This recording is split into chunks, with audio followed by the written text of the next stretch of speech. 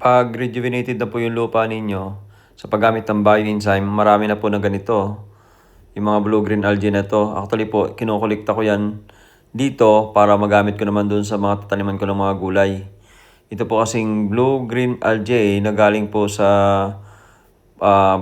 cyanobacteria, na-produce ng cyanobacteria, ay nagpapaganda po ito ng halaman kasi na-trap po diyan yung lahat ng mga atmospheric elements ng mga nitrogen, phosphorus, and potassium.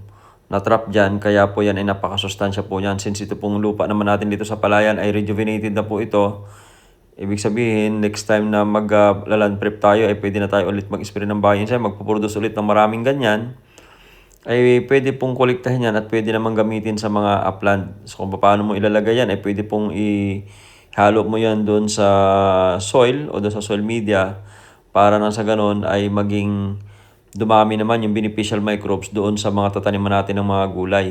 So yun ang pakinabang ng paggamit ng bioenzyme, 2 takip ng bioenzyme per 16 liters of water.